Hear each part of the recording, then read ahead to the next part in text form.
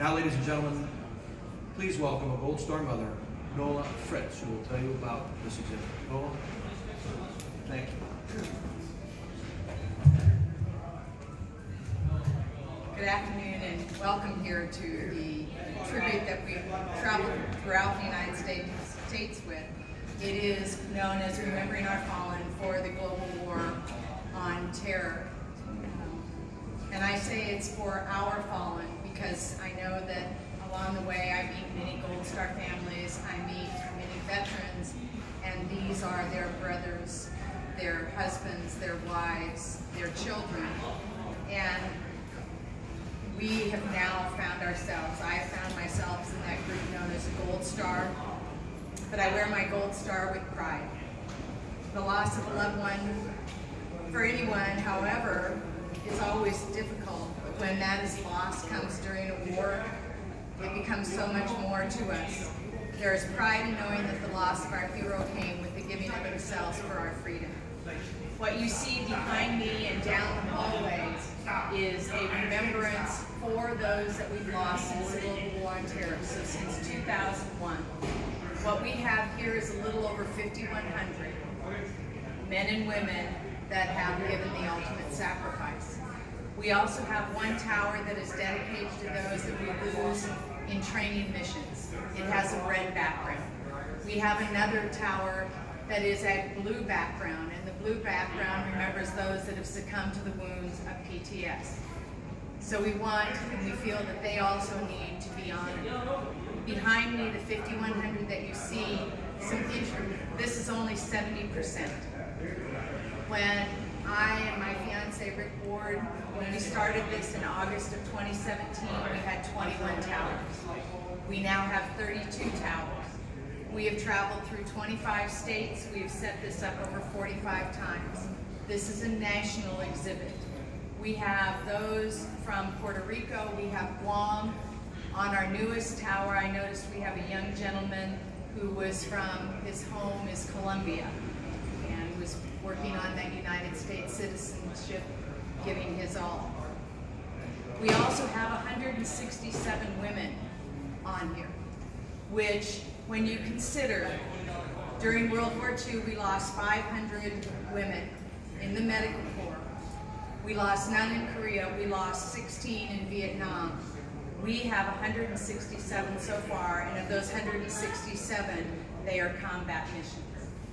We also have an age range. We have the 18-year-olds, and so many people, and I think this is so important to those of you that are here, people say they're so young. What we need to remember is every single war they were so young. But we also have a gentleman on here who was serving as a Monsignor, and he was 69 years old when he passed. There is a special tower here. Tower 9.6 is where you will find my son. My son is First Lieutenant Jacob Fritz. My son, First Lieutenant Jacob Fritz, was executed while in POW status January 20th of 2007. The Case Ghazali, those of you who are familiar with that name, and Doc Duke masterminded a plan to abduct my son, to take him and another officer, Captain Brian Freeman, into Iran, where we know what ISIS is capable of doing, and that was their goal. I guess the blessing in disguise was that the U.S. military was able to find them, and before they reached that border,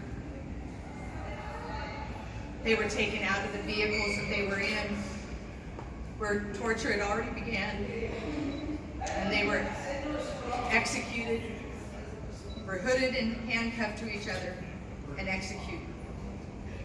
And the thing is, when you come and look at the towers, what you have to remember is the men and women, boys and girls that you see here, like my son. There are two pictures. When we put this up, we asked for two pictures. One picture is of them in their military uniform. The second picture, I say, is loving life. I spoke to a veteran Marine yesterday when we were in Chicago, and he said, that's what makes it. That's what makes them alive and makes them real. and I think it humanizes. So often our military is looked at as this very rigid, very strict, with a goal of, kill, unfortunately, when that is the last thing that these men and women want to do. These men and women are there to protect us, to keep us the land of the free because of the brave. So the inset picture then brings that to life. And you see the young man that's in a football uniform. You see the kid wearing the Led Zeppelin t-shirt. You see the young man or the young woman that's playing softball or football. The father or the mother who is carrying their child. It brings it home. As I tell people, that picture reminds you that the guy that you're going to work with, that you're sitting beside in church, that you've gone to school with, that's bagged your groceries, that you shared a cup of coffee at Starbucks or a beer at the bar, that's who they are. I also want to always remember that no matter what branch of the military, all of these, the name tags say U.S. Army, U.S. MC.